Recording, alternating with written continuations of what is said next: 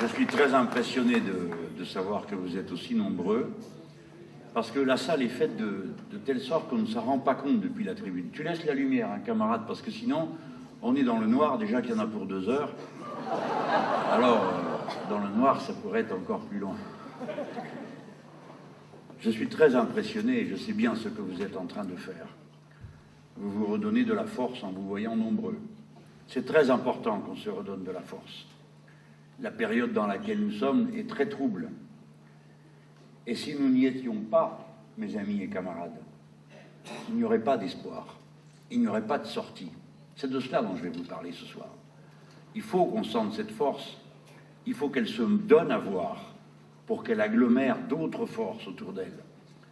Celle dont le pays a besoin pour affronter ce qui arrive devant lui et qui va être terrible. Ensuite, la force, eh bien, vous la me donnez à moi.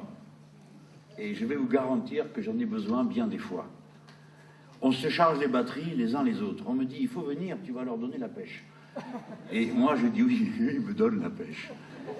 J'étais à Barbas pour le 11 novembre.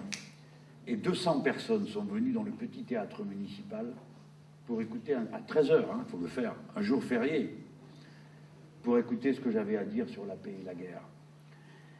Et là, je suis avec vous ce soir. Ce matin, j'étais à Bagnères de Bigorre. Demain, je serai à Pau. Bref, je tourne au milieu de vous tous. Et évidemment, ça m'amène à mon premier point. Je suis venu ici parce que j'avais envie. C'est-à-dire que j'ai une longue liste de camarades qui me disent « Mais viens, tu vas nous aider, ça va nous aider. » Mais je le sais bien, mais je n'ai que 2 bras, je n'ai que 2 jambes, et les journées n'ont que 24 heures. Je ne peux pas faire plus. Et je choisis. Je suis venu ici à Tarbes pour démarrer la campagne de l'élection municipale parce que c'est Marie-Pierre Vieux qui mène la liste. Marie-Pierre Vieux, camarade, vous devez l'aider. Non, mais remets la lumière, camarade. Pourquoi tu veux à tout prix qu'on soit dans le noir? S'il te plaît, remets la lumière parce que c'est très désagréable pour moi d'avoir...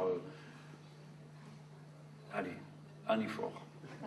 Oh, encore un peu. Merci. Voilà, merci camarade. Enfin, je suis camarade, je ne sais pas si c'est un camarade qui mène la lumière, on va faire comme ça. Vous devez aider Marie-Pierre. Dans la bataille qu'on a engagée ici à Tarbes, comme partout ailleurs, pour se donner un point d'appui et une alternative. Et parce qu'elle fait partie de cette génération qui est la relève de la direction politique de la gauche. Et je parle avec beaucoup de sérieux de ce point-là. Mes amis, peut-être qu'il y a des socialistes dans la salle et ils vont entendre ce que je leur dis. La gauche est en train de vivre un désastre moral. Il est déjà arrivé que dans le passé, on fasse des erreurs. Mais je ne mets pas les erreurs du passé sur le même plan que ce que nous sommes en train de vivre aujourd'hui. C'est la première fois qu'on a un gouvernement qui se réclame de la gauche, qui a annoncé qu'il allait combattre la finance et qui fait tout le contraire du premier jour jusqu'à cette heure. Et où, à la veille de 2 ans d'exercice du pouvoir, vous ne pouvez pas citer une seule mesure sociale progressiste prise par ce gouvernement. C'est-à-dire que le rapport de force que nous avons constitué n'a servi à rien qu'à nous mystifier. Et mes camarades, à la limite, on pourrait supporter ça. Mais le plus grave, c'est qu'il résulte de cette situation, premièrement, une immense démoralisation. Pas vous, bien sûr, qui êtes là et qui tenez bon, et surtout ceux qui sont debout là. Mais, pas vous, bien sûr, mais tous ces braves gens qui ont cru ce qu'on leur a dit, et qui voulaient que ça change, et qui ont voté pour ça, parce que ce sont des démocrates, ils sont honnêtes, ils croient, eux, quand ils s'engagent. Ils s'engagent. Quand quelqu'un s'engage, ils le croient. Et qui, aujourd'hui, ne savent plus ce que tout ça peut bien vouloir dire et qu'est-ce qui va arriver. Et ils ne comprennent plus rien. Parce que quoi qu'il arrive, ça va toujours plus mal. Ils font des sacrifices, ils font des efforts, on n'arrête pas de le leur dire. Ils serrent les dents. Ils savent bien qu'avant la fin du mois, c'était le 20 du mois, et maintenant c'est souvent le 15 ou le 10, et des fois on commence le mois dans le rouge. Et ce n'est pas supportable. Et alors on leur dit, Faites des sacrifices, ils en ont fait. Renoncez à ceci, renoncez à cela. Et ils voient que les autres sont toujours là, toujours plus gourmands. Chaque fois qu'on leur en lâche un morceau, ils en veulent encore. Ils ont eu l'ANI, ils ont eu les retraites plus tard, avec un cynisme terrible. François Hollande avait dit « Je ne touche pas à la retraite à 60 ans ». Quel menteur! Mais quel odieux menteur! Parce que, à l'instant même où il disait ça à la télévision, quand il vous en a parlé, il savait ce qu'il était en train de faire, à savoir que maintenir l'âge légal et augmenter la durée de cotisation avait pour résultat que personne ne partira avant d'avoir au moins 67 ans. Il le savait, parce qu'il l'a écrit à la Commission européenne en disant l'âge effectif de départ à la retraite sera plus tard, parce que 42 annuités, 43 plus 23 ans d'âge moyen d'entrée au travail, tout le monde est capable de faire l'addition. Pour avoir une retraite à taux plein, voilà ce que ce sera. Il le savait. C'est donc délibérément qu'il mentait et qu'il endormait. Voilà la situation. Alors pour nous, qui sommes des personnes conscientes, des citoyens engagés dans la vie, qui prenons le temps de réfléchir, qui avons notre culture, qui nous voyons les uns les autres au syndicat ou ailleurs, ou dans l'association. Bien sûr, nous sommes en état de résister. Mais mettez-vous à la place de la personne ordinaire qui n'a pas tous ces moyens. Que peut-elle comprendre à ce qui se passe? Rien. Elle n'est que triste, effrayée, apeurée. Et en face, sans cesse, les autres viennent. Ils viennent d'obtenir tout ça. Et aussitôt, ils font une réunion au MEDEF, et qu'est-ce qu'ils demandent? La suppression de l'impôt sur la fortune. Il a fallu qu'un d'entre eux dise, mais ça n'a rien à voir avec les entreprises, l'impôt sur la fortune. Ils avaient oublié. C'est terrible. Là, on vient de faire un budget d'austérité. Aussitôt, Standard & Poor's rapplique et dit, c'est pas assez. Encore, encore, encore. Quelle est la limite à tout cela? Il n'y en a pas. Il n'y en a qu'une seule. La limite à l'exploitation, c'est la résistance à l'exploitation.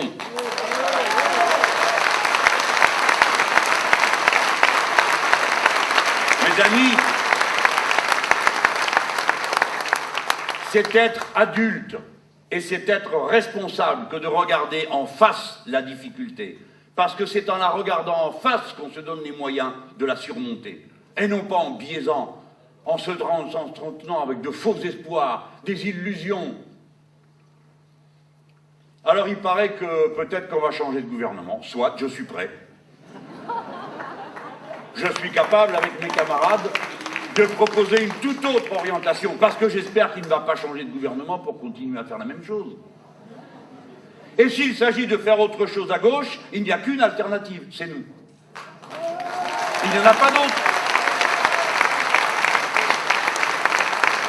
Pourquoi est-ce que je vous en parle comme je suis en train de le faire? Parce que je veux qu'on sache qu'il n'y a pas de fatalité à la situation que nous vivons. Il y a un choix politique qui a été fait, qui repose sur un diagnostic totalement erroné, qui est qu'on pourrait s'arranger avec la finance internationale, qui ne connaît qu'une chose, les rapports de force. Et ça n'est pas honteux de dire qu'on va établir un rapport de force. Ce qui est honteux, c'est de faire comme si toute la vie politique et économique n'était pas le résultat d'un rapport de force. C'est ce qu'elle est aujourd'hui. Et la démocratie est destinée à arbitrer les rapports de force, pas à obliger à une conviction personnelle, mais à trancher pour prendre une décision. Voilà ce qu'est la démocratie. Mais elle suppose qu'on accepte cette idée qu'il y a des intérêts contradictoires. Sinon, à qui ment-on? Aux plus faibles. À qui on cache d'où viennent les coups et qui les porte. La situation de notre pays ne va pas s'arranger. Il m'en coûte de vous dire ça. Je préférerais avoir une soirée plus joyeuse. Peut-être le sera-t-elle à force d'enthousiasme de notre part. Mais comment voulez-vous que ça s'arrange? L'Union européenne et la Commission serrent le garrot autour du cou de chaque gouvernement. Les gens n'ont rien compris à ça, Parce qu'au moment où les décisions se prenaient, pendant la campagne présidentielle, quand je prenais le temps, moi, d'expliquer ce qu'était le mécanisme européen de stabilité financière, à ce moment-là, on nous a jeté dans les jambes le débat sur la viande halal. Nous, un grand peuple, en train de discuter de ce qu'on mange dans les cantines. Là, moi, j'avais dit, il faut bien prendre les choses à l'humour. Le problème des cantines, c'est pas la viande halal, c'est les frites molles. Alors, tout le monde s'est mis à rire, comme vous l'avez fait ce soir, mais ça montrait que nous méritons mieux. Et pendant qu'il vous imposait ce débat, se décidait le mécanisme de stabilité financière. Quand nous avons fait à la rentrée dernière la grande manifestation contre le traité européen, c'est le moment qu'on a choisi pour nous mettre dans les jambes de parler des objectifs de conquête municipale du Front National. Vous vous rappelez de tout ça? Chaque fois qu'un débat essentiel pour l'avenir de la patrie et de ceux qui la composent a été sur la table, chaque fois on a inventé une diversion pour parler d'autre chose. Mais maintenant le résultat est là. La France est en quelque sorte une colonie de la Commission européenne, puisque avant que son budget soit débattu devant son Parlement, elle doit déposer ce projet devant la Commission qui fait une appréciation. Voilà pourquoi nous ne sommes plus vraiment un peuple libre. Car ces gens qui portent des appréciations sur nos budgets, quand vont-ils aller devant les électeurs pour savoir ce que les citoyens en pensent? Jamais. Et vous ne savez même pas comment ils s'appellent. Et vous ne savez pas où ils siègent. Et vous ne savez pas ce qu'ils décident. Et quand ils décident quelque chose, ils le font dans une langue tellement absconse que personne n'y comprend rien. Et c'est voulu que vous n'y compreniez rien. En attendant, ils ont fait cette faveur à la France de dire qu'elle aurait 2 ans de plus pour atteindre son objectif de 3% de déficit. Une invention faite sur un coin de table par 2 bureaucrates. Pourquoi 3? Pourquoi pas 2? Pourquoi pas 5? En tout cas, nous avons 2 ans de plus. En échange de quoi? Il faut que nous privatisions davantage les réseaux, c'est-à-dire l'électricité, la SNCF, le train, tout ce qui est système de réseau, et que nous repoussions l'âge de la retraite, et que nous réduisions les déficits publics par une contraction de la dépense publique. Voilà ce qui a été convenu, et voilà ce qui est aussitôt appliqué par le gouvernement qui est en place. Alors comment voulez-vous que ça aille mieux? Ça ne peut pas aller mieux, parce que si vous contractez la dépense publique, qui n'est pas malsaine quand elle se tourne vers des activités qui elles-mêmes permettent le développement d'autres activités, quand vous investissez dans le rail, quand vous investissez dans les réseaux, quand vous investissez dans le renouvellement des installations, telles que par exemple les barrages, vous faites des dépenses qui occasionnent de l'emploi, du salaire qui, eux, retourne dans la consommation. Et cette consommation, qui ne doit pas être aveugle, devient d'autant plus responsable que les gens ont des salaires suffisants pour pouvoir s'acheter les bons produits, ceux qui sont produits localement, qui sont souvent les meilleurs, parce qu'ils sont produits dans des conditions, comme vous le savez, qui ne sont pas celles du grand déménagement des marchandises, que l'on observe, quelle que soit la nature de la marchandise, vivante ou chose inerte, d'un bout à l'autre du monde.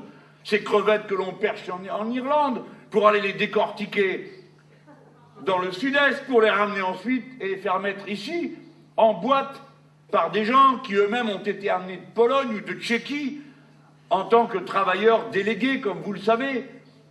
Cet immense bazar qui n'a qu'un seul objectif, paraît-il, abaisser le coût des marchandises. Abaisser le coût des marchandises pour que vous ne réclamiez pas davantage de salaire et pour que vous achetiez davantage de ces cochonneries. C'est donc sur la faible rémunération, c'est sur la faible rémunération du paysan surexploité que la grande distribution a permis, par les coûts bas qu'elle proposait, d'éviter que la demande salariale soit trop forte. Autrement dit, ce sont les paysans surexploités qui ont payé le prix du maintien dans une certaine misère de la classe ouvrière. Voilà comment tout se tient. Si la dépense publique est contractée, alors l'activité ralentit. Si l'activité ralentit, alors l'emploi ralentit, les salaires sont moins nombreux, les taxes rentrent moins ainsi que les impôts, et donc l'État s'appauvrit. Et il repart pour un tour de circuit, parce que comme il y a moins de recettes, donc il y a plus de déficit, donc il faut plus d'emprunts, donc il faut rassurer la finance internationale, donc il faut couper dans les dépenses, donc ça ralentit l'activité. Et c'est un cercle vicieux permanent. On pourrait dire que j'exagère. Je vous ai prévenu de tout cela au nom du Front de gauche pendant la campagne présidentielle. Je vous avais dit que la différence entre eux, je l'avais fait au meeting de Nantes. J'avais expliqué comment chacun d'entre eux, en commençant par Bayrou, en terminant par Madame Le Pen et tous les autres au milieu, tous sans exception, prétendaient que la solution, c'était la réduction des dépenses publiques et que ça irait mieux. Je vous avais dit le chiffre, car nous l'avions calculé, que c'était 50 milliards d'euros que François Hollande retirerait de la dépense publique. Nous y sommes. En 1 an et demi, ils ont fait une politique d'austérité le double de ce qu'ont fait les gouvernements de droite de M. Sarkozy. Le double! Camarades, amis, citoyens, il faut réfléchir à tout cela pour comprendre de quoi sera fait l'avenir.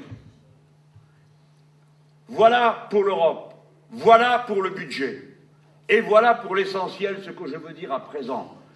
Aussi longtemps que l'on refusera d'affronter le problème de fond qui se pose à notre pays, il n'y a pas d'issue par le haut.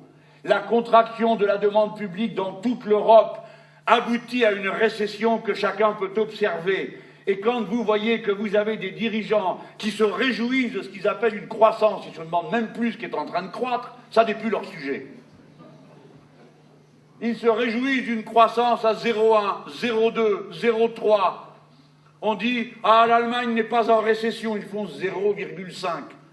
Mais enfin, savez-vous que pour que l'on cesse de détruire des emplois, il faudrait une croissance à au minimum 0,8. Pour en créer, il faut 1,8, presque 2. Ça signifie que ce qu'ils vous racontent, c'est que vous êtes condamnés au chômage de masse croissant pour toutes les années qui viennent. Cazeneuve vient de dire, c'est le ministre du Budget, qu'il fallait garder le cap des économies en 2014, 2015, 2016 et jusqu'à la fin de la mandature.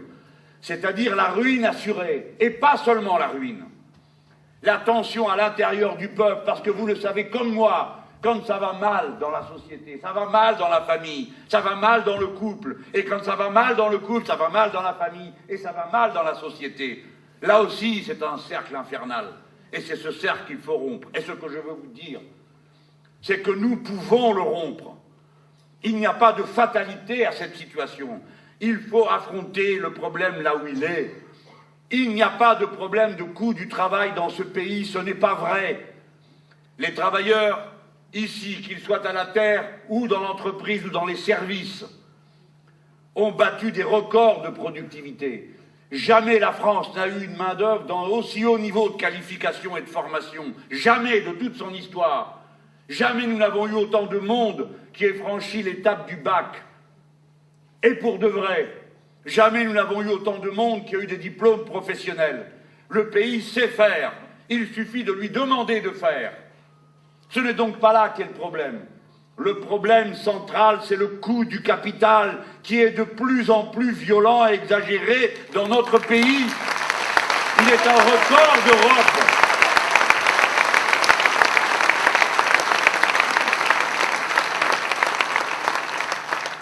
Écoutez-moi, dans les années 80, ce que coûtait le capital, c'est-à-dire, pour que tout le monde comprenne bien, ce qu'on appelle les dividendes, peut-être que tous vous ne savez pas, bien sûr vous avez tous un portefeuille d'actions, donc vous savez ce que c'est, mais les dividendes, c'est la part qu'on vous donne pour l'action que vous avez, d'accord? Vous avez une action, ça vous donne droit à recevoir une rémunération pour les risques que vous prenez, et que vous avez la bonté de mettre votre argent à disposition, et vous êtes récompensé. Voilà, c'est ça qu'ils expliquent eux. Hein. Cette ponction à la fin, c'était 3% de la richesse du pays. Maintenant, c'est presque 10%. Pour que vous compreniez mieux encore, je vais le chiffrer. Le capital aujourd'hui prend chaque année, 120 milliards d'euros de plus qu'il ne prenait dans les années 80. La richesse du pays a doublé depuis les années 80. Ils prennent 120 milliards d'euros de plus distribués en dividendes. 120 milliards d'euros, c'est une somme telle que peut-être vous ne vous rendez pas compte de ce que c'est. C'est 4 millions de personnes payées au SMIC chaque année, dont la paye est intégralement dans la poche des porteurs de capital. avec 4 millions de personnes que paieraient ces 120 milliards, si au lieu d'aller au capital, ils allaient dans l'investissement et dans le travail, ça ferait 4 millions de chômeurs de moins, c'est-à-dire 90% de ceux qui existent. Qu'on cesse de dire qu'on ne sait pas où il y a l'argent, ni comment on va faire, on le sait. Ces gens sont des prédateurs sans conscience sociale, sans aucun sentiment de la responsabilité personnelle, des conséquences, des dégâts qu'ils provoquent avec leur cupidité, sans fin, sans borne. Mes amis, ce n'est pas seulement à chacun d'entre nous à qui une part du travail qu'il a produit est prise et captée de cette manière. C'est à la société tout entière que cela nuit. Voyez-vous, dans les années 80, 40% de la richesse supplémentaire qui était créée après les investissements, les salaires et le reste, 40% allait dans l'investissement, dans les machines, dans les équipements. Eh bien maintenant, cette part est tombée à 24%. C'est-à-dire qu'ils prennent toujours plus au détriment de tout et du futur, puisque cet argent n'est pas investi dans les machines et qu'il part dans la sphère financière pour l'essentiel. Car où voulez-vous qu'il aille? Que croyez-vous que ces gens en ont à faire? Eux-mêmes, en tant que personnes, en tant qu'êtres humains, qu'en font-ils? Rien d'autre que ça, l'accumuler, le défendre, le protéger, et demander qu'il s'accumule sans cesse. C'est la folie de l'accumulation capitaliste qui rend fou, Quand je dis qu'on prendra tout au-delà de 300 000, beaucoup d'abord commencent par rire. Et puis après, commencent à faire des calculs dans leur tête. 300 000, ça fait quand même 30 000 par mois. Qu'est-ce qu'une personne qui a des besoins 400 fois supérieurs à la moyenne ordinaire des êtres humains? Quel est le sens de cette accumulation? On dit, ah, c'est une trouvaille de Mélenchon qu'il a copiée sur Georges Marchais. Pas du tout. C'est une trouvaille de la grande révolution de 1789 qui, la nuit du 4 août, a décidé qu'on n'aurait pas plus de 3000 livres de rente. Et qui, mes amis, fit cette proposition, je vous prie, qui l'a présentée aux États généraux? Le Club des Bretons, vous voyez? Eh bien alors, bien sûr, il y a toujours eu une Bretagne rouge, une Bretagne bleue, une Bretagne du combat patriotique et social contre la Bretagne blanche, des petits patrons, des évêques qui appellent à des manifestations avec les fascistes et les identitaires. Il y a une Bretagne de combat, celle qui s'est rassemblée à Carhaix et celle qui va s'ouvrir le chemin du futur, qui ne sera pas en pensant que c'est la Bretagne contre Paris. Non, c'est le capital contre le travail. Voilà la véritable racine de toutes les oppositions qui minent la société.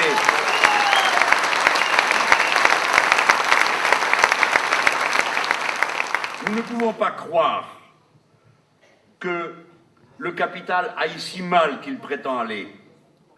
Quand, en 2012, il a ramassé 299 milliards d'euros pour les actionnaires et les intérêts pour les banques, et que la même année, ça c'est le prix du capital que je viens de vous dire, c'est ça que ça coûte, les dividendes et les intérêts donnés aux banques, 299 milliards, 300 quoi, on va dire. Et la même année, les cotisations patronales, les cotisations sociales patronales, c'est 150 milliards, la moitié. Donc, mes amis, il faut vous désintoxiquer de la peur. Le pays sait faire, le pays est riche, la question essentielle qui lui est posée, c'est comment on partage. C'est ça la grande question.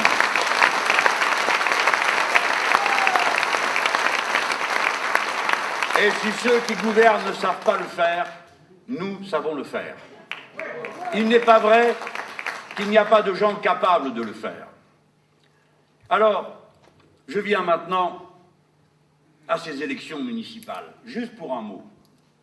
Nous autres, la gauche, le Front de gauche, nos alliés, ceux qui font campagne avec nous, qui décident de faire des listes avec nous, nous n'acceptons pas qu'on nous fasse la leçon. Ça recommence, l'histoire du vote utile. Attention, la droite et l'extrême droite. Ne nous prenez pas pour des imbéciles. Le risque d'élimination de la gauche, ce n'est pas vrai, vous mentez. Une élection municipale, ce n'est ni une cantonale, ni une législative.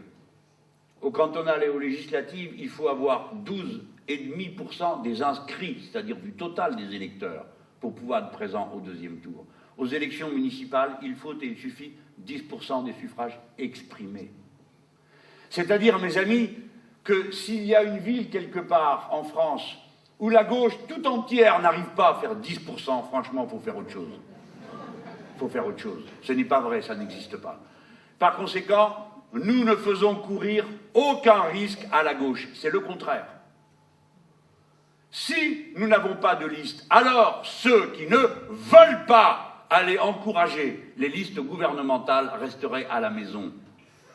On a trop menti, trop dupé, trop trompé les gens. Ils n'ont aucune espèce d'envie d'aller aider les listes gouvernementales, en tout cas pour ce qui nous concerne, nous, les 4 millions de personnes qui, à l'élection présidentielle, déjà y avaient vu clair.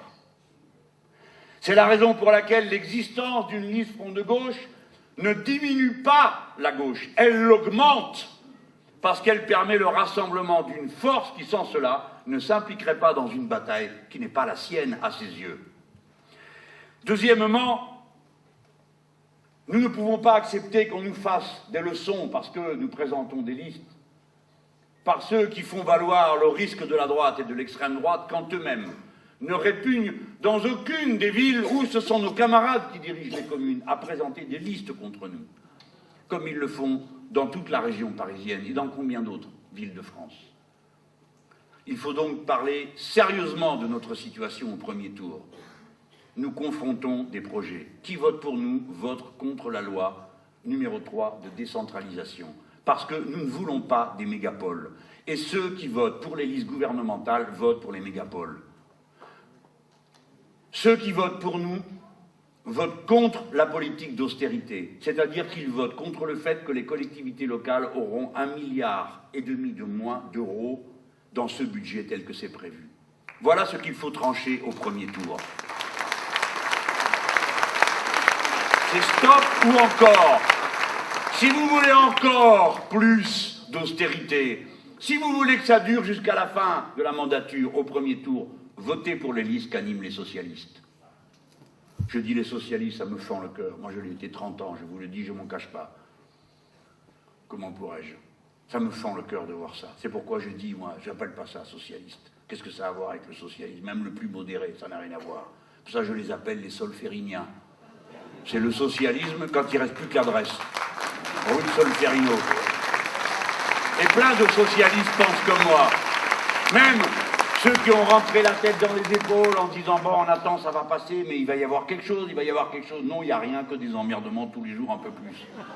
Et comme ils ont tous aidé, voilà la plus grande faute qu'ils ont fait. Comme ils ont tous aidé, non seulement ils nous ont nui, mais ils ont donné du courage aux autres. Et les autres se sont dit, la bonne affaire, nous avons affaire à des pleutres. Plus nous crions, plus ils cèdent. Sur tous les sujets, les pigeons, les moineaux, les je sais pas quoi. Hop, allez en avant, tout, ils renoncent à tout. Ils décident de faire un impôt sur la valeur ajoutée. Bon, le temps que je vous explique ça, on fait un autre meeting. Enfin bon, c'était un impôt sur la valeur ajoutée. Bon, ça, c'était bien aussi pour les petites entreprises, c'était mieux que la taxe sur le chiffre d'affaires. Le MEDEF leur fait les gros yeux, monsieur Gattaz, parce que lui c'est de père en fils, donc ils ont un entraînement pour les larmes et pour les gros yeux. Il leur fait les gros yeux, aussitôt, piouf, plus de Moscovici. Il renonce. Et l'autre lui dit, oui, mais c'est pas tout de renoncer, il va falloir faire l'impôt sur les sociétés. Bien sûr, monsieur, qu'est-ce qu'il y a de plus pour votre plaisir? Allez, on augmente l'impôt sur les sociétés, il passe de 30 à 38. Aussitôt, les mêmes, avec des larmes là, énormes. Ah, 38, on va mourir. Mais qui paye? Les petites entreprises. Et le système était destiné à aider les petites entreprises par rapport aux grandes. Ils y ont renoncé. Les autres leur ont dit quoi faire, ils le font, et le MEDEF revient à la charge en les montrant du doigt. Que fait Moscovici? Il dit, eh ben, j'attends la même loyauté que celle que moi j'ai eue. Ah bon? Tu étais loyal avec le monsieur, et il n'est pas loyal avec toi. Qui est le con dans l'histoire? Comment vous avez pu douter une seule seconde? Ah ben oui, hein. Comment vous avez pu douter une seule seconde que si vous leur permettez d'avancer 10 mètres, ils essayent d'avancer 11? Nous, on le sait parce qu'on est pareil. Si vous nous laissez avancer d'1 mètre, on avance de 2. Il faut nous empêcher d'avancer. D'ailleurs, c'est ce que vous faites.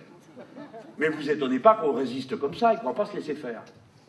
Parce qu'il faut avancer pour libérer la société, sa capacité d'invention et d'imagination. J'ai pas fini sur les municipales. Les municipales, pour nous, c'est pas Pierre contre Paul, Françoise contre Jeannette ou je ne sais quoi. Les municipales, pour nous, ça a toujours été des vitrines, mes amis. La gauche donne à voir ce qu'elle fera dans la société à partir de ce qu'elle fait au niveau local. Et c'est comme ça que nous avons inventé une grande partie des très grands progrès sociaux qui ont été faits dans notre pays. Vous ne le savez pas, je vais vous l'apprendre et vous le répéterez. Les HBM, habitations à bon marché, qui ont donné ensuite les HLM, c'est les communes de gauche. Les piscines, c'est banal aujourd'hui une piscine. Vous vous rendez compte ce que c'était pour les générations d'avant, ceux qui n'allaient pas à la mer ailleurs? La piscine, on allait apprendre à nager et nager. C'est les communes de gauche, ça a commencé, je crois, à Toulouse, et ainsi de suite. Les colonies de vacances, les municipalités. Il y a même des chansons, il doit bien y avoir quelques vieux communistes ici qui ont chanté les gosses de Bagnolet, non? Il y a ça existe. Dans la salle, non, c'est même pas vos chansons. Alors, écoutez. Les cocos, je ne me mets pas à votre place, mais là, je ne serais pas fier. Hein. Eh bien, ça s'appelait les gosses de Bagnolet, etc. Et ça raconte comment, grâce aux communistes, on va aux colonies de vacances, parce que c'est vrai, c'est eux qui ont inventé ça. Quoi? Ici, vous chantez pas ça? Non, Bagnolet, c'est trop loin, d'accord. Bon, vous m'avez compris, mes camarades. Et puis, des fois, des choses qui étaient encore plus révolutionnaires. Le quotient familial. Tout le monde connaît aujourd'hui le quotient familial. On ne paie pas de la même manière le service qui est rendu, qui est un service matériel, hein, suivant ses revenus. J'ai fait campagne, j'ai mon âge, hein, quand on se battait pour installer le quotient familial. Il y avait des crétins qui me disaient « Ah, monsieur Mélenchon, qu'est-ce que c'est que cette histoire quand vous allez chez le boucher, vous ne payez pas votre viande en fonction de vos revenus. » Je ne vous la connaissais pas, la réponse? Ben, il faut dire si. Bien sûr que si. Vous achetez votre viande en fonction de vos revenus. Si vous n'avez pas d'argent, vous n'achetez pas de viande. Mais oui, c'est la base même du marché capitaliste. Vous n'êtes pas une demande solvable, vous n'y êtes pas. Donc nous, on avait inventé ça et ça a donné beaucoup de réflexion. Et combien d'autres choses avons-nous inventé de cette manière? Donc ces élections municipales, nous allons faire avancer des grandes idées. Je ne vais pas les prendre toutes. Tout à l'heure, Marie-Pierre a présenté beaucoup de choses. Il va vous falloir du temps pour bien tout assimiler et l'expliquer aux autres. Parce qu'une campagne électorale, c'est ça, hein, c'est expliquer aux autres, c'est pas seulement être convaincu soi-même. Juste deux. La régie publique de l'eau dont elle a parlé tout à l'heure. Pourquoi public? Parce que privé, ça coûte toujours plus cher. Pendant un temps, ils nous ont expliqué le contraire. Il y a eu plein de benets pour le croire. Comme ça va être privé, ça va être la concurrence et ça va coûter moins cher. Ah bon? Où ça? Quand? Il n'y a pas besoin d'être très intelligent pour comprendre que le secteur privé, il essaye de constituer un monopole. Et d'ailleurs, c'est un monopole. Vous n'avez pas à choisir ici si vous allez à Veolia ou à je ne sais pas quoi. C'est un seul qui a signé le contrat. Et c'est celui-là qui vous fait payer. Et il n'entretient pas les réseaux. Et vous payez de plus en plus cher et vous n'en rendez pas compte. Et on gâche la ressource, l'argent de l'eau perdue partout. Parce que c'est ça l'état des réseaux dans un tas d'endroits. Mais quand on va avoir la régie publique de l'eau, on ne va pas seulement faire une économie très substantielle. Hein. J'aime vous dire que les camarades qui mettent en place des régies de l'eau, les gens sont contents derrière. Mais mes amis, on va faire quelque chose de bien plus grand. On va faire les premiers mètres cubes d'eau gratuits. Alors vous vous dites, gratuit, mais ça coûte. Bien sûr que ça coûte. Et qui va payer? Ben, ceux qui peuvent, évidemment. Mes amis, ceux qui consomment le plus sont en mésusage. Prenez un exemple, que vous ayez une piscine. Je ne dis pas ça contre les propriétaires de piscines, ce sont des gens raisonnables souvent. On leur dit, ben, écoutez, vous pouvez quand même comprendre que l'eau que vous mettez dans la piscine, vous allez la payer un peu plus cher que l'eau de celui qui n'a pas le choix et qui n'a rien d'autre pour boire. Et la personne, si elle est censée, ben, elle dit, ben oui, je comprends. Parce que c'est un usage un peu hors du commun. Donc il est normal que je paye un peu plus mon eau. Il n'y a pas besoin de beaucoup plus pour payer la part des mètres cubes gratuits. Mais je vois bien à chaque fois que les camarades, ils sont là, ils se torturent. Ah oui, mais gratuit, tu comprends. Ça leur pose un problème. Ah là, il faut tout recommencer sans arrêt. Mais mes amis, le capitalisme fonctionne sur la gratuité. Mais il y en a plein qui ont oublié ça. C'est de l'économie politique de base. Vous allez au boulot, vous travaillez 8 heures, Le patron, il ne vous donne pas la richesse que vous avez produite pendant 8 heures. Il vous donne la richesse que vous avez produite pendant 1 heure ou 2. Ou 3, et le reste, c'est quoi? C'est du travail gratuit. Et le travail gratuit, il devient une propriété privée.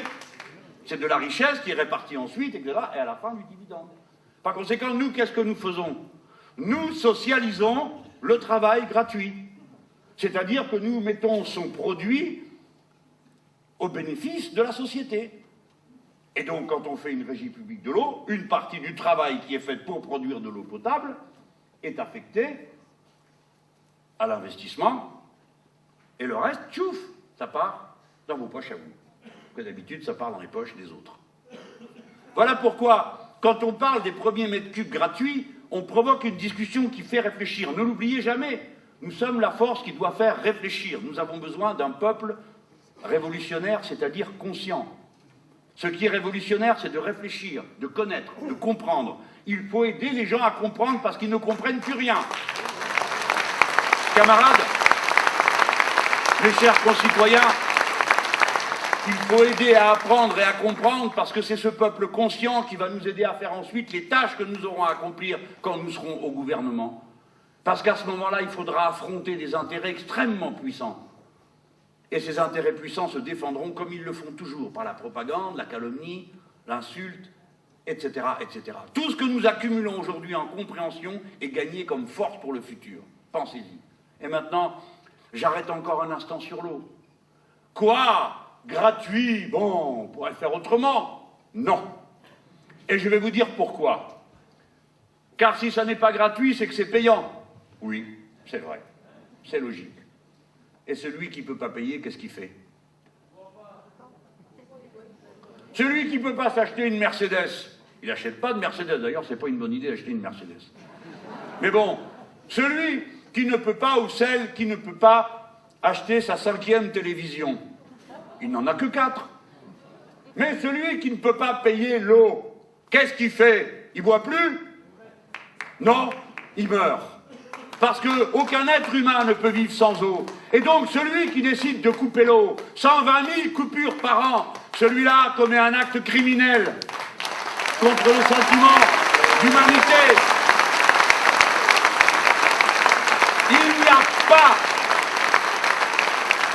Il n'y a pas d'alternative moralement acceptable à la gratuité des premiers mètres cubes d'eau. Voilà un exemple. Vous voyez?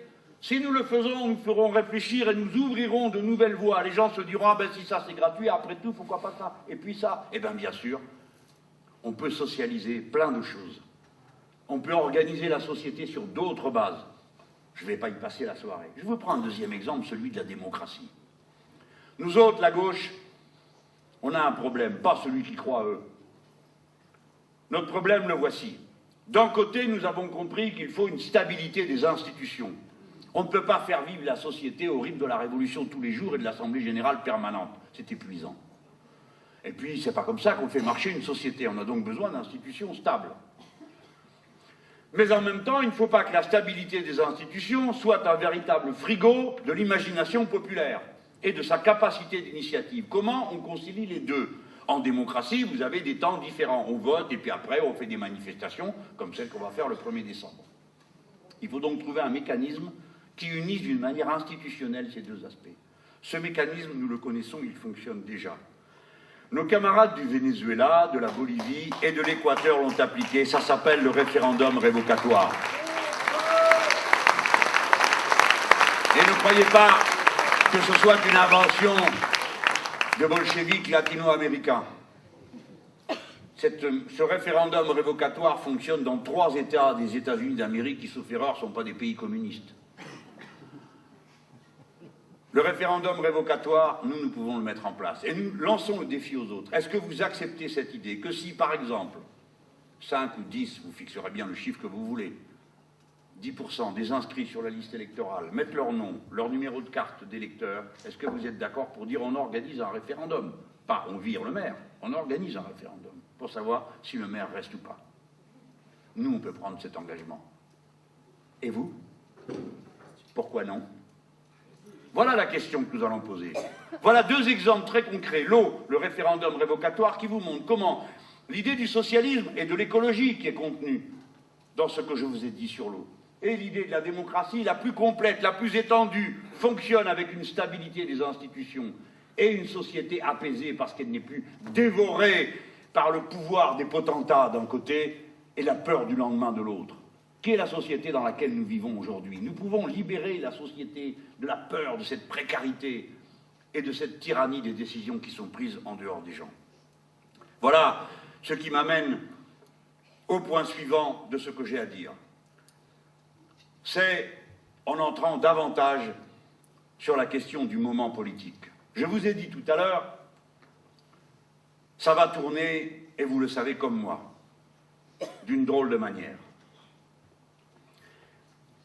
La catastrophe morale de la gauche, nous avons les moyens de la dénouer. Nous avons commencé à le faire, dans les pires difficultés, vous vous en souvenez.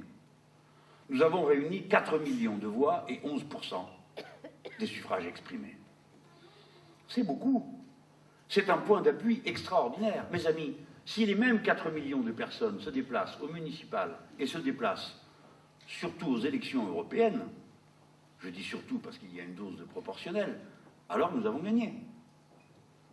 Et donc, aux prochaines élections européennes, nous sommes en état de dire, c'est nous qui sommes en tête de la gauche, donc c'est à nous de prendre la responsabilité de conduire la gauche. Ça tombe bien, il y a une majorité de gauche à l'Assemblée nationale. Et donc, de dire tranquillement, sur la force de la démocratie, François Hollande a mis le curseur à la droite de cette Assemblée de gauche. Eh bien, le moment est venu, du fait des suffrages populaires, de mettre ce curseur à la gauche. Il n'y a pas un seul député socialiste élu sans les voix du Front de gauche, et il n'y a pas un seul député du Front de gauche élu sans voix socialiste, et ainsi de suite avec les écologistes. Par conséquent, cette majorité de députés a été élue par vous, et vous avez donc des droits sur cette majorité. Nous avons tous des droits sur cette victoire. Voilà le moment et le sens de la bataille. Il ne faut pas me dire la barre est trop haut. On ne part pas pour faire deuxième. Si on est deuxième, on est deuxième. Mais on part pour faire premier. Parce qu'on sait de quel côté on veut aller. Que se passe-t-il? Compte tenu de l'abattement que provoque la politique gouvernementale, de la résignation qu'elle répand, les gens désorientés, pour l'essentiel, ne vont pas voter. Mais dans la société, qui a la main? Pas nous. Il faut le dire franchement. Nous, le Front de gauche, nous avons fait tout ce qui était dans nos moyens pour essayer de nous porter en tête du combat. Vous vous souvenez que le Front de gauche a demandé que son candidat commun à l'élection présidentielle aille à Hénin-Beaumont affronter Madame Marine Le Pen. Vous vous rappelez les sarcasmes, les moqueries, la mobilisation contre moi, contre moi! Martine Aubry, Jean-Marc Ayrault, tous là-bas dans la circonscription pour aller aider leurs mannequins. Contre moi, contre le Front de gauche qui avait fait la victoire de l'élection présidentielle. Alors où il est, leur grand héros, le vainqueur de l'extrême droite avec 13 voix pipotées, paraît-il? Où il est? Pourquoi est-ce qu'ils ne le sortent pas pour le montrer en exemple, pour qu'ils conduisent le combat des socialistes contre l'extrême droite? Que font-ils? Rien, des paroles. Ils abandonnent non seulement politiquement, mais économiquement, mais politiquement. Où sont-ils passés en Bretagne? Alors qu'ils tiennent tout, la région, les départements, les mairies. Et alors on a un mouvement dirigé par le MEDEF, le grand syndicat productiviste paysan du coin, l'extrême droite, et eux, qu'est-ce qu'il faut? Rien! Ils sont cachés. Il faut que ça soit moi qui sorte pour dire ça, c'est pas possible, c'est à Carré qu'il faut aller avec les syndicats de salariés. Nous ne sommes pas d'accord pour voir dans la même manifestation l'exploiteur et l'exploité, l'un derrière l'autre. Nous ne sommes pas d'accord pour cette espèce de jacquerie contre l'impôt, en gros et en détail. L'écotaxe, c'est une taxe déjà, c'est pas un impôt. Il y a une différence pour nous, gens de gauche. Mais maintenant, il faut réfléchir. Que se passe-t-il dans la dynamique sociale? C'est que comme ceux qui devraient conduire le combat ne font strictement rien, et comme nous sommes obligés, nous, de nous arc-bouter avec les forces dont nous disposons, comme nous pouvons, comme l'ont fait les héros du syndicalisme breton qui sont allés manifester à Carré. C'est nous qui devons prendre ce drapeau. Camarades, sinon tout est abandonné. Si vous laissez la conduite de la colère populaire au MEDEF, à l'extrême droite, à l'UMP, aux identitaires, ne vous étonnez pas qu'après aussi ils gagnent les élections, car eux sont comme nous, capables de faire comprendre, d'éduquer, et qui d'une victoire s'appuient sur l'autre et vont plus loin. Il faut donc reprendre ce drapeau du combat. Il ne suffit pas que des gens s'attroupent et crient pour que nous soyons d'accord. Qui appelle? Avec quel mot d'ordre? Pour faire quoi? Ceci a une importance fondamentale. C'est pourquoi, sur la question de l'impôt, il faut être très clair. L'impôt est juste. Il est juste d'imaginer des impôts. Voilà ce que je devrais plutôt dire. Et la grande révolution de 1789 s'est faite sur cette base. Et c'est d'ailleurs sur la question des impôts que vraisemblablement se fera la prochaine grande révolution de notre pays, la révolution citoyenne. Parce qu'on partira de là. Qui décide? Comment on partage? L'impôt est le moyen de la redistribution. Mais il faut que l'impôt soit juste. C'est-à-dire qu'il ne fonctionne pas comme une machine à redistribuer à l'envers. De ceux qui ont le moins vers ceux qui ont le plus. L'impôt doit répartir de ceux qui ont le plus vers ceux qui ont le moins, c'est-à-dire vers le grand nombre. L'impôt sert à financer la dépense collective dont nous avons besoin. Car la dépense collective est une économie. Ça mutualise. Ce que l'on fait tous ensemble coûte moins cher que la compétition du privé. Ce n'est pas vrai que le secteur privé abaisse les coûts. Non, ce n'est pas vrai. Ce n'est pas vrai qu'il soit plus créatif, plus inventif que le sont les citoyens ou les gouvernements lorsqu'ils décident, en tout cas nous, dans notre pays. Enfin quoi? Le TGV, il a des défauts, mais il a aussi des qualités techniques, etc. Ce n'est pas une invention du secteur privé. La fusée Ariane, 50% du marché mondial des tirs de satellites, c'est pas le privé, c'est le public. Et ainsi de suite, je pourrais continuer dans combien de secteurs? C'est notre génie à nous, les Français, de savoir faire ça. Nous avons construit un État. Nous avons construit un système, un réseau social et civique qui fait que nous avons l'habitude et que nous pouvons approfondir notre démocratie. L'impôt, en 1789, c'est la base de la Révolution. Mais pas que l'impôt en général, c'est bien ce qui va distinguer une taxe. La taxe, elle s'applique en général, quels que soient vos revenus. L'impôt, lui, il intègre une autre idée, la progressivité, idée révolutionnaire. Tu cotises d'autant plus que tu as. C'est l'occasion pour moi de vous faire une lecture enrichissante. Parce que c'est du Robespierre. Et Robespierre appartient au patrimoine de la gauche, quoi qu'en disent quelques traîtres et quelques lâches. Voici, dans le discours qu'il fait sur la déclaration des droits de l'homme et du citoyen. Mes amis, je ne vais pas m'attarder sur le sujet. Quand vous entendez droits de l'homme, vous, ceux de la gauche, n'oubliez jamais de dire « et du citoyen ». Parce que qu'est-ce qu'un droit abstrait qui ne repose sur aucun pouvoir? Sur quel pouvoir reposent les droits universels des citoyens, de l'homme, sur la capacité du citoyen de les défendre et de les faire valoir. Il n'y a pas de droit de l'homme réel en dehors du pouvoir du citoyen. Bon, je viens à Robespierre. Il dit « Vous parlez de l'impôt pour établir le principe incontestable qu'il ne peut émaner que de la volonté du peuple ou de ses représentants. » Nous sommes d'accord. L'impôt ne peut être décidé que par le peuple, et non pas par le roi ou par la Commission européenne ou je ne sais qui. Mais vous oubliez une disposition que l'intérêt de l'humanité réclame. Vous oubliez de dire que la base de l'impôt doit être progressive. En matière de contribution publique, est-il un principe plus évident, puisé dans la nature des choses et dans l'éternelle justice que celui qui impose aux citoyens l'obligation de contribuer aux dépenses publiques progressivement selon l'étendue de leur fortune, c'est-à-dire selon les avantages qu'ils retirent de la société. Cette phrase a deux intérêts. La première, de dire tout le monde doit contribuer à proportion des moyens dont il dispose. Parce que tout le monde, d'abord, a pour source à sa propre richesse, quelle qu'en soit la forme, la société elle-même et le travail de tous. Ainsi, réclamer que celui qui a le plus paye le plus n'est pas un acte arbitraire ou idéologique. Il résulte de la nature des choses, c'est-à-dire que celui qui a le plus parce que tous les autres s'y mettent. Il est donc en quelque sorte un bénéficiaire abusif, souvent, du travail de tous. Voilà pourquoi, dans la question de l'impôt, il ne faut pas reculer sur le fait que l'impôt est une nécessité de la société, parce que sinon, eux, ils préféreraient qu'il n'y en ait pas du tout, et que d'ailleurs, il n'y ait pas d'État, parce que c'est ça leur objectif. Pas d'État, pas de puissance publique, le libre marché dans tous les domaines. Et le libre marché, c'est l'anarchie garantie. Et la destruction progressive de toute la société.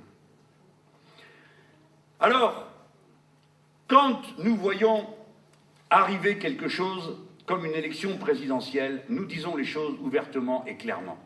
Mes amis, mes chers concitoyens, je vous demande de vous souvenir que nous avons proposé pendant l'élection un impôt progressif, parce que nous avons expliqué que pour l'instant, la charge pesait pour l'essentiel sur la classe moyenne de ce pays. Et la classe moyenne, ça paraît, c'est une classe, on peut dire, idéologique. Beaucoup d'entre vous disent, moi, je suis de la classe moyenne. C'est quoi la classe moyenne? Qu'est-ce que ça peut bien vouloir dire? Le revenu médian dans notre pays, c'est-à-dire 50% en plus, 50% en moins. C'est 1 600 €. La classe moyenne, c'est à partir de 1 600 €. La pauvreté, c'est 940 €. Le SMIC est à quelques euros de la pauvreté. Ah, il ne faut jamais oublier ces chiffres pour bien comprendre de quoi on parle. Et quand on dit la moitié de la société a plus de 1 600 €, l'essentiel de cette moitié qui a plus, elle est aux alentours de quoi? Entre 1 600 et 2 000, car le revenu moyen dans notre pays, c'est 2 000 €. Le revenu moyen, ça ne veut pas dire grand-chose, hein. Celui qui n'a rien et celui qui a tout. Hein. Voilà, moyen. Mais enfin, ça donne une idée. Voilà de quoi on parle. Donc, si vous mettez peu de tranches d'impôts, vous avez les benets qui ne comprennent rien. Les pauvres, on ne leur dit pas les choses. On leur dit, la dernière tranche est déjà à 45. Alors, ils croient, eux, qu'on prend 45% du reste. Mais non, 45% de cette partie de la tranche. C'est à la marge. C'est une invention française, ça. Par conséquent, il n'est pas vrai que l'État pompe le sang de ceux qui ont beaucoup déjà. Ce n'est pas vrai. C'est l'inverse, c'est les autres qui pompent le sang du grand nombre. Mais bref, il faut donc lisser l'effort. Et c'est moi qui ai dû expliquer au monsieur qui est président de la République ce que c'était que de lisser un effort. C'est-à-dire qu'aujourd'hui, vous avez 5 tranches d'impôts. La dernière est à 45, mes amis. Aujourd'hui, la dernière tranche sous un gouvernement de gauche qui affronte la finance, eh bien la dernière tranche, elle est moins élevée que sous Chirac. Voilà la situation dans laquelle nous sommes. Et voilà ce qui fait à quel point est impudente la jérémiade de ceux qui ont beaucoup et qui pleurent que c'est encore trop ce qu'on leur prend, alors qu'on leur prend moins qu'on leur a jamais pris dans ce pays. Bref, il faut lisser l'effort. Et comme le discours passait, comme les gens entendaient et se disaient, cet homme, il nous dit quelque chose qui est vrai, alors ils ont inventé sur un coin de bar l'idée d'un impôt à 75%. Le monsieur, il ne se rappelait même plus si c'était le mois ou l'année. Mais vous l'avez tous vu, si vous voulez retourner voir les archives de l'INA, vous le verrez à TF1, il dit 100 millions. Il ne savait plus si c'était dans le mois ou dans l'année. Ah, non, c'est dans l'année, pardon, il avait oublié. 100 millions, parce que non, mais moi, j'ai jamais rencontré personne qui gagnait 1 million, pardon, pas 100 millions, 1 million par mois. Si une fois sur un plateau de télé, monsieur de Margerie, le patron de Total, je l'ai eu au souffle, parce qu'il est comme vous et moi, pour finir, hein, il est assis sur ses fesses, hein. Quoi qu'il soit d'une essence supérieure, parce que la preuve, il n'y a qu'à voir son salaire, hein, ça veut dire que vous et moi, hein, on touche pas terre. Alors, au culot, je lui dis, mais vous pouvez expliquer pourquoi vous gagnez 3 millions par mois, vous? Par an, pardon. Oh là là. J'espère que je ne me trompe pas. C'est pas 300, non? C'est 3. Admettons 3. Il est pris de court, le gars. Il ne savait pas quoi dire. Il dit ça, je ne sais pas l'expliquer. Je dis, bah alors rendez-les. Et il souriait, mais ailleurs. Tout d'un coup, une porte s'ouvrait sur la réalité. Le gars, il ne sait pas pourquoi il gagne autant. Il ne sait pas, il n'est pas capable de le dire. Il pourrait dire, c'est parce que je suis très intelligent, je trouve du pétrole plus vite que tout le monde. C'est pas vrai, mais ça ne fait rien. Vous le comprenez, ça? Il y a l'accumulation, il y a une part de folie dedans. Quelque chose qui sort les personnes qui sont dans la logique de l'accumulation du commun de l'humanité. Ils ne pensent pas comme vous, comme moi. Bref, il faut lisser l'effort. Et il faut qu'on mette une limite à l'accumulation. Il faut le mettre dans les revenus et dans les salaires, les deux, les revenus et les salaires. Le monsieur l'avait inventé, l'impôt à 75%. Je lui ai dit, mais écoutez, moi, je ne suis pas comme vous, un élève des grandes écoles avec une très grosse tête. J'ai juste un cerveau de poète et de philosophe. Hein, et je vous fais juste remarquer qu'il n'y a pas un pays au monde où on fait un impôt qui monte jusqu'à 45, et après il ne se passe plus rien et on monte à 75. Ça n'existe pas, ça. Ils ont dû s'en rendre compte après. Alors, le monsieur a dit, ça ne sera pas un impôt, ça sera une taxe. Et d'ailleurs, la taxe, ce n'est pas les gens qui bénéficient du salaire qui vont la payer, c'est leur entreprise. Vous avez compris, les gens? Il est taxé parce qu'il gagne 1 million, mais ce n'est pas lui qui paye, c'est l'entreprise qui le paye déjà 1 million. Ouais. Et qui c'est qui donne le million en question à l'entreprise? Ah, qui ça peut bien être? Ben, ça passe dans la marchandise. Et la marchandise, eh ben oui, ça fait partie du prix. Qui c'est qui la paye? C'est vous. C'est vous qui payez la taxe à 75% des gens qui gagnent 1 million. Vous êtes contents? Ça vous fait plaisir, hein? Ça les soulage. Alors après, on est venu me chercher pouille avec les footballeurs. On me demande mon avis. Moi, j'y connais rien, c'est pas mon loisir préféré. Je respecte celui-là. Hein. On me demande mon avis. Moi, je me rappelle juste d'un débat. Il y avait une histoire, les droits à l'image. Vous savez pas ce que c'est? Ça veut dire le droit collectif. Vous avez une équipe, tchouf, alors ils font de la pub, toc, ils ramassent des sous. Et il y avait des cotisations sociales là-dessus. Ils demandent à plus les payer. Pourquoi? Donc moi, je m'y oppose. J'étais sénateur. Au début, je ne vous dis pas, tout le monde me jetait des pierres. Hein. Et puis après, j'en trouve un deuxième, un troisième, un quatrième, puis les gens se disent, mais c'est vrai, pourquoi ils ne paieraient pas de cotisation? Ils ont tellement d'argent. Surtout que les mêmes, quand ils sont malades, c'est ici qu'ils viennent se faire soigner. Parce que c'est ici qu'il y a les meilleurs to-be et qu'il y a la sécurité sociale qui rembourse. Ça coûte plus cher. Alors on se rembourse, mais on ne paye pas. Il y a un problème. Alors ça, c'est bien réglé pour eux. Hein. On vote le truc, paf, un vote contraire, pouf, le Conseil constitutionnel. Le Conseil constitutionnel décide qu'il n'y a pas de rupture devant l'égalité, devant l'impôt, et que, clac, ils peuvent ne pas payer de cotisation. Je me rappelle de tout ça comme si c'était hier. Alors on me dira, mais il faut bien aussi payer l'impôt là où on est. Oui, payez-le là où vous êtes. Et payer la différence de ce que vous devriez si vous étiez en France. Ça s'appelle l'impôt différentiel. Je l'ai proposé pendant la campagne. Je ne vais pas vous saouler avec ça, mais comme Sarkozy n'était pas au courant que c'était moi qui l'avais proposé, qu'une de ses têtes d'œuf a dû recopier ça parce que j'ai dit que ça venait des États-Unis, M. Copé a commencé par se moquer de moi dans une émission, et à la suivante, c'est Sarkozy qui dit « je propose machin ». Pas de pot, j'étais passé 2 jours avant. Alors la journaliste, elle s'en est souvenue. Elle lui dit, mais attendez, ce que vous dites là, c'est Mélenchon qui le dit. Ah bon, il ne sait plus quoi dire. Voilà, bon, c'est le diable qui l'a proposé, donc ça sent le soufre. Hein. Vous voyez, mes amis, les idées, quand elles ont ce fondement, dans le bon sens de l'intérêt général, tout le monde les comprend. Elles circulent. Vous n'avez pas à avoir peur de proposer ces idées-là. Un camarade m'a dit une fois, il m'a dit « Ah, mais avec ton histoire, on prend tout, la 300 000, tu nous empêches de rêver. » J'ai dit « Mais quand est-ce que tu rêves à de l'argent, toi? Qui rêve à de l'argent? On rêve de tout, mais j'ai jamais rêvé que quelqu'un me donnait un chèque. J'ai jamais rêvé que j'étais en train de payer, que je comptais mes impôts. Quelqu'un a rêvé de ça? C'est que ça va mal, alors, hein? On le plaint, personne ne rêve d'argent.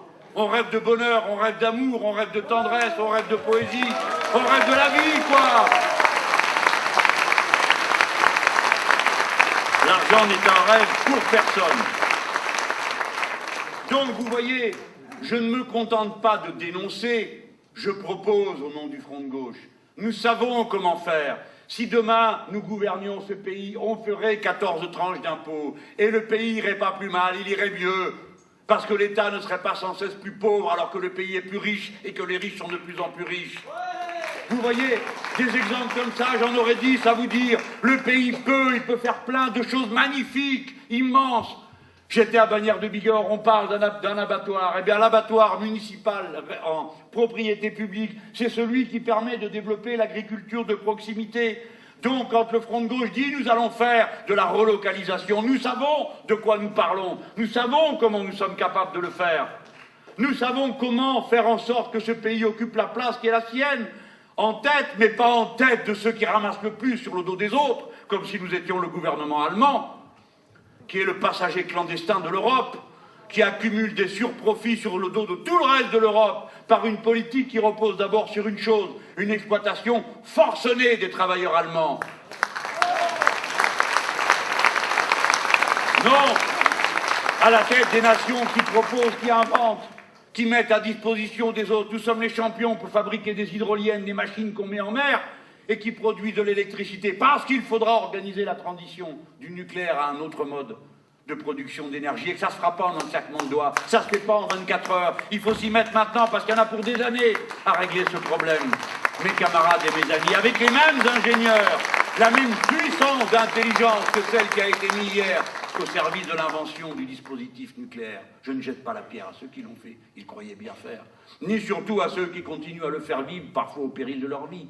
Mais s'il faut en changer, vous voyez, l'humanité est appelée à inventer, à changer, à mettre en place des moyens nouveaux. Et nous, parce que nous sommes un grand pays riche qui a fait subir aux autres beaucoup de malheurs, nous avons un devoir qui est celui d'être prêt à mettre à disposition des autres les moyens de pouvoir bifurquer, de faire la transition écologique. Vous n'avez pas le choix, mes amis, vous n'avez pas le choix, vous n'avez pas le choix. Le climat est en train de bifurquer et par conséquent la mer monte.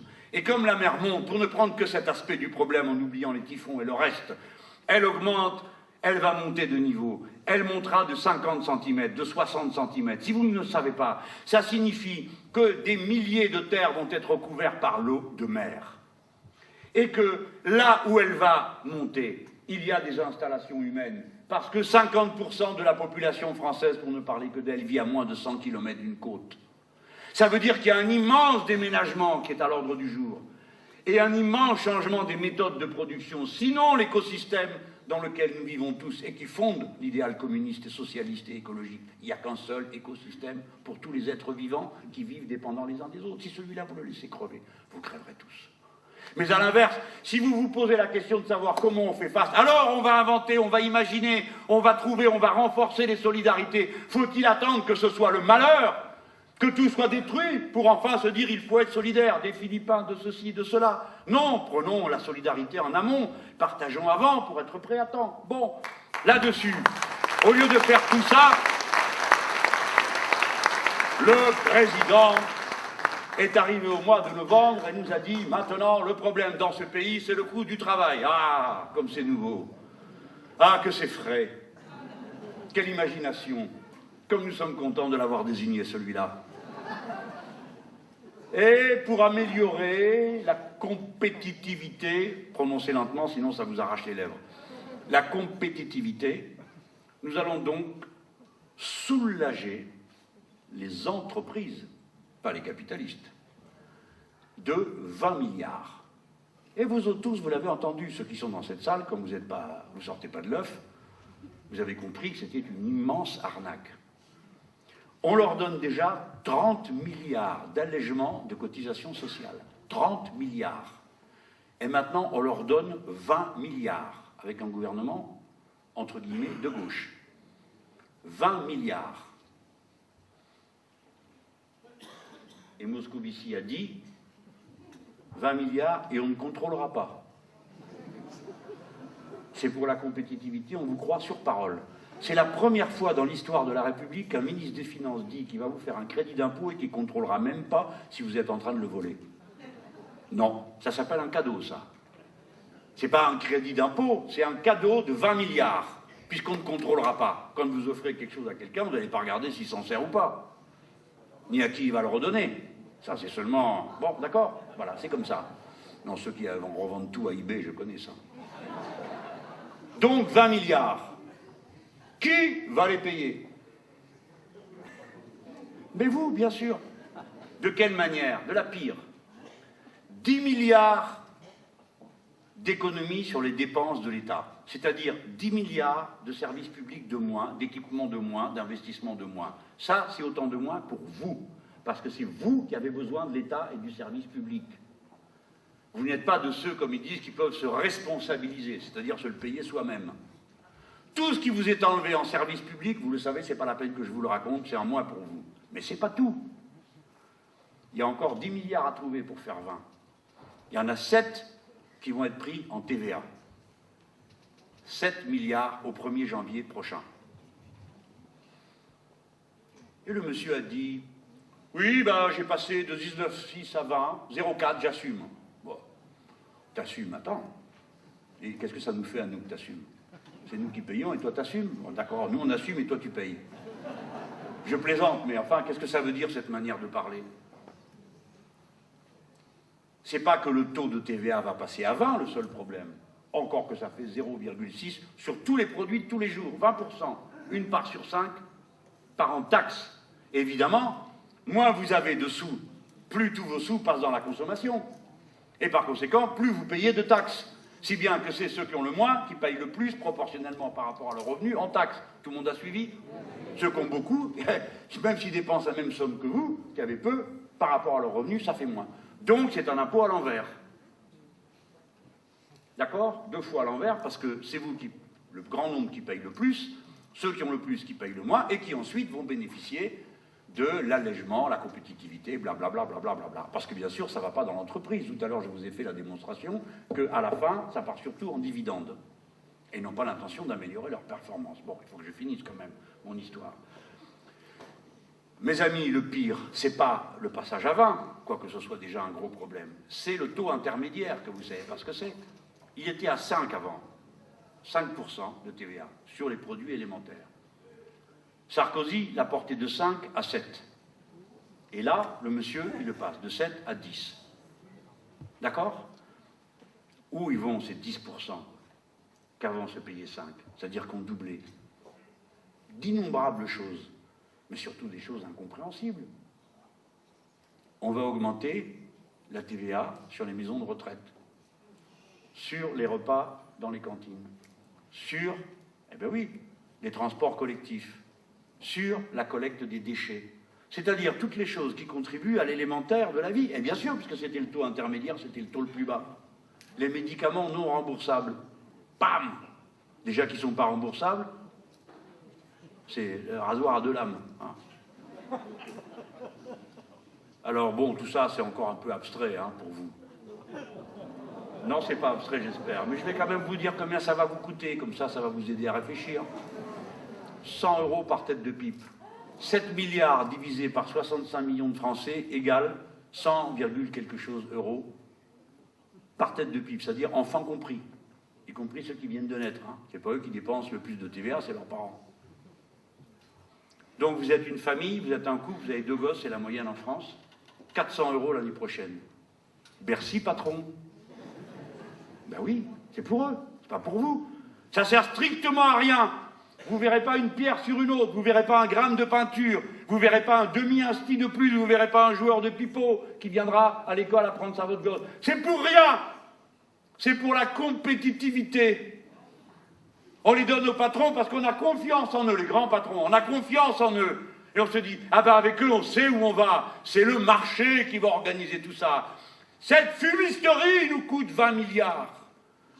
Cette escroquerie va être prise sur le peuple. Et là, on vient pleurer sur l'écotaxe et la prolotaxe. On n'a rien à dire sur le sujet. C'est pourquoi nous devons prendre la tête du mouvement. Mes amis, nous voici dans une situation inouïe, celle à laquelle on n'aurait pas pensé. Nous qui ne sommes pas les premiers, puisque nous ne sommes que le 11% et le 4 millions. Et que nous avons pris tant de coups depuis cette élection. Nous avons été tellement mis de côté. Celui qui vous représentait a été tellement insulté, tellement diabolisé, tellement montré de toutes les manières possibles, tandis qu'il dédiabolisait. La dame qui, au lieu de vous dire c'est le financier, le coupable, vous dit c'est l'immigré, le fautif. Ils ont fait ça des mois et des mois et des mois et des mois, et vous avez tenu bon, vous ne les avez pas crus. Vous avez serré les rangs, vous avez réfléchi, vous avez dit celui-là, il fait ce qu'il peut, comme vous-même vous faites ce que vous pouvez là où vous êtes, et vous allez continuer à le faire, mais cette fois-ci, il faut le faire pour tout le monde. Moi, je n'avais pas prévu ça. Je suis les événements et je me dis, comment faire? Ils sont tellement nuls, tellement stupides, qu'ils laissent tout partir de leurs mains à celles des autres, comme ils l'ont fait en Bretagne, dans la société tout entière. Alors il faut que quelqu'un le fasse. C'est nous. C'est nous qui reprenons le drapeau.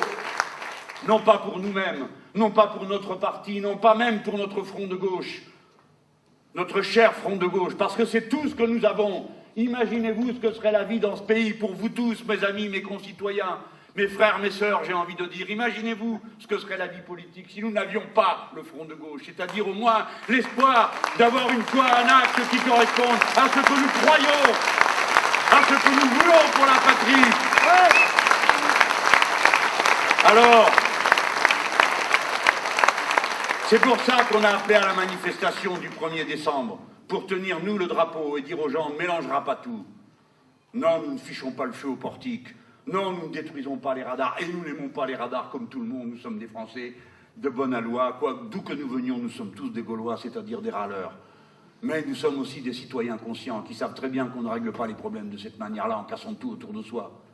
Que nous sommes dans une démocratie, qu'on a la chance d'être dans une démocratie. Alors, ceux qui marchent devant dans la démocratie doivent être les premiers à la respecter, à en tenir compte, à écouter ce qui se dit, et pas simplement décider entre eux. Et mes renseignements sont bons.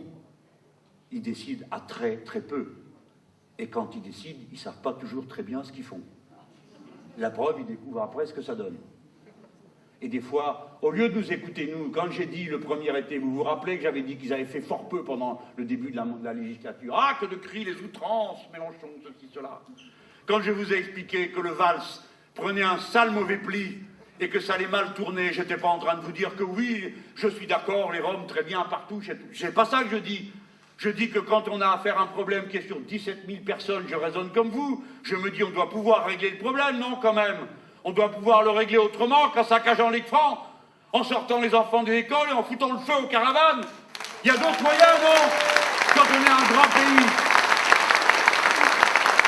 Il y a d'autres moyens que de saccager tout, expulser ces pauvres diables qui ne savent pas parler notre langue. Beaucoup ne savent pas écrire, ils sont complètement perdus. Ils ne savent pas s'adapter, ils ont des mœurs à eux. C'est la pauvreté, leurs mœurs à eux. Vous l'avez perdu tout sens humain.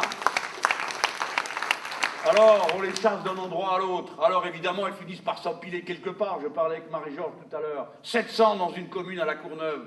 Mais quelle commune peut accepter que 700 personnes arrivent et vivent dans un camp? Aucune. Alors on dit, ah, vous voyez, monsieur Mélenchon, il faut donc y aller, hein. Faut être sévère, faut être dur. Cornigneux, c'est tellement facile hein, de tabasser des pauvres gens. On aurait bien aimé voir les mêmes à l'œuvre, au pied des portiques quand ils brûlaient. Comment ça se fait qu'il n'y avait personne? Comment l'ouvrier Xavier Mathieu, 4 ans après, on continue à l'emmerder d'un tribunal à l'autre parce qu'un jour on lui a menti et il a renversé tout ce qu'il y avait sur la table du sous-préfet. Et là, rien, pas. Et vous voudriez qu'on ait du respect pour ça? Vous nous prenez pour qui? Nous sommes des citoyens libres et conscients. Voilà, mes amis, pourquoi le 1er décembre, nous faisons cette marche. Elle est nationale. Je sais bien que c'est un problème. Je sais parfaitement la distance entre Tarbes et Paris. Je la connais. Et je me trouvais l'autre jour, on était à Barbaste. Eh bien, les camarades, ils ont entendu l'appel. Ils ont essayé de trouver un car, ils organisent des covoiturages, ils font ce qu'ils peuvent. Mais mes amis, on a besoin d'aide et il faut que ça se passe à Paris pour que ça soit puissant. Bien sûr, vous ferez des choses ailleurs avant, tout ce que vous voulez. Mais je vous en prie, aidez-nous à faire la démonstration de force dont nous avons besoin une fois de plus. Pour montrer que c'est de notre côté que se trouve la solution rationnelle au problème. Que l'impôt peut être juste, que c'est ça qu'on va réclamer. Et qu'on demande l'abolition de la prolotaxe au 1er janvier. Parce que s'il a cédé en 48 heures sur l'éco-taxe, qui au passage a fait découvrir à tout le monde qu'on était revenu sous l'ancien régime parce que c'était une société privée qui prenait l'impôt et qui se servait dessus. Sous Louis XVI, ça s'appelait le fermier général. Et personne ne peut dire qu'il ne savait pas parce que ça a été voté en connaissance de cause et que 15 jours avant, moi je me trouve aux états généraux de la douane avec les syndicats des douaniers. Et les syndicats des douaniers, ils expliquaient que c'était une honte, qu'eux étaient capables de collecter la taxe et pas seulement celle-là parce que bientôt vous allez en découvrir d'autres. Pour 5% de coût qu'on n'a jamais vu aucun pays développé dans lequel collecter l'impôt coûte le 1/5 de l'impôt collecté. Ça n'existe pas, ça. C'est de la prédation. Quelle richesse produit celui qui prend 20% sur un passage de camion? Qu'est-ce qu'il produit, celui-là? Surtout si le passage de camion, c'est pas sur l'autoroute, c'est sur la route secondaire. Incroyable. Une histoire de con, qui peut faire ça? Bref. Voilà pourquoi le 1er décembre, nous allons faire cette démonstration de force. Et il faut faire cette démonstration de force, non seulement parce que notre intérêt y est engagé comme citoyen, compte tenu de ce que je viens de vous expliquer sur la TVA, mais parce que c'est l'avenir du pays qui est engagé. Qui est capable de représenter la colère du peuple? De quel côté doit-elle aller? Tout casser, saccager, ceux qui pèsent sur les charges des routiers, ou bien aller dans le sens de l'intérêt général, de la répartition de l'effort sur tous? Voilà, c'est ça le vrai sujet, le vrai enjeu. Ne vous occupez pas du reste, ce sont des histoires. Parce qu'encore une fois, ils ont trouvé que je parlais mal. Ah, il faut être de la bonne société. Nigaud, ah, quelle injure! Eh bien, qu'est-ce que vous voulez que je dise? Faut caresser les gens dans le sens du poil? Dire oui, t'as raison, on va avec les fachos manifester, quelle bonne idée. Ben non. Il dit, mais moi, je suis de gauche, moi. Je réclame pour mon salaire. Ben oui, ben pas là. Tu vas à Carré. Tu vas pas à l'église dire du mal du bon Dieu, hein? Bon, ben tu vas pas non plus à la manif de droite dire que t'es contre le patron. Tu vas à la manif de gauche. Il faut bien nommer les choses, non? Il faut bien qu'elles soient nommées pour faire réfléchir. À qui ça plaît d'être un nigaud? À personne. Eh ben, t'as qu'à pas te mettre dans la situation où tu mérites d'être appelé comme ça. C'est ça. La responsabilité politique, c'est faire réfléchir. C'est pas caresser tout le monde dans le sens du poil. Il faut faire réfléchir. Et en préparant le 1er décembre, je vous demande d'aider tout le monde à réfléchir à ce qui se passe. Parce que vous verrez que vous serez surpris de ce qui va se passer. Vous allez voir pour la première fois de votre vie des artisans, des patrons de petites et moyennes entreprises qui vont dire on va avec vous parce qu'on n'est pas d'accord avec ce qui se passe là. Et vous devrez leur expliquer à quelles conditions nous pouvons être tous ensemble, à condition que l'effort soit réparti sur tous. Et vous leur direz, ton ennemi, ce n'est pas le travailleur qui a besoin d'une bonne paye. Ton ennemi, c'est celui qui est à la tête de la très très grande entreprise, qui ne sait d'ailleurs même pas ce qu'il produit. Parce que lui, il paye 8% d'impôts sur les sociétés, au lieu des 30 qu'il doit, parce qu'il fait de l'optimisation fiscale, tandis que toi, tu payes tes 30%. Et donc, on a un intérêt commun, un impôt juste à la répartition de la charge. On a un intérêt commun à ce que le capital financier cesse sa prédation, y compris sur la petite entreprise. Et si dans les petites entreprises, comme dans les moyennes, dans les grandes, les travailleurs sont correctement payés, alors ils pourront faire des consommations responsables. Et s'ils font des consommations responsables, alors ça sera écologiquement profitable. Le travailleur et le paysan sont unis par une même cause qui repose à la fin des comptes sur la répartition de la richesse en faveur des uns contre les autres, parce que ça se répartit sur tous. Entre l'écologie et le socialisme, c'est un seul et même combat, comme on le voit en Bretagne. Car c'est une économie capitaliste folle qui pousse à une surexploitation des sols, comme vous le savez tous, mais aussi des êtres humains qui sont surexploités. Mes amis, vous avez vu comme moi cette scène épouvantable de travailleurs de la même entreprise allant manifester d'une entreprise vers l'autre pour y trouver les patrons, et les patrons poussant leurs ouvriers à sortir pour se battre avec les autres. Et ceux-là prétendaient être ensemble à Quimper. Pas question. Pas question.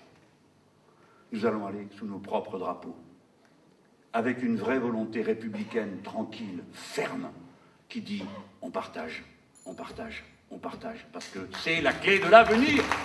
Si vous partagez, on vivra tous mieux. Camarades, l'impôt sur le revenu, figurez-vous, a été voté en juillet 1914. Avant ça, on avait tout entendu. Il aura fallu la guerre pour comprendre. La guerre qui arrivait. Et devant la catastrophe, j'ai lu il y a quelques jours le dernier éditorial de Jean Jaurès qui a été assassiné dès qu'il a été certain que la social-démocratie allemande aiderait le gouvernement allemand à déclarer la guerre. Et je vais vous lire ce passage, vous allez oublier que c'est la guerre. Vous entendrez juste la voix du grand Jaurès qui vous parle. Voilà ce qu'il dit, et qui est vrai pour des circonstances aussi tragiques que l'entrée en guerre, que des circonstances où le pays à l'abandon se cherche et ne sait de quel côté se tourner. Au moment où nous allons lever nos drapeaux le 1er décembre, voilà ce que dit Jean Jaurès. C'est à l'intelligence du peuple, c'est à sa pensée que nous devons aujourd'hui faire appel, si nous voulons qu'il puisse rester maître de soi, refouler les paniques, dominer les énervements, et surveiller la marche des hommes et des choses. Le péril est grand, mais il n'est pas invincible si nous gardons la clarté de l'esprit, la fermeté du vouloir, si nous savons avoir à la fois l'héroïsme de la patience et l'héroïsme de l'action, la vue nette du devoir nous donnera la force de le remplir. Ce qui importe avant tout, dit Jaurès, c'est la continuité de l'action, c'est le perpétuel éveil de la pensée et de la conscience ouvrière. Là est la vraie sauvegarde, là est la garantie de l'avenir. Rendez-vous le 1er décembre. Bravo.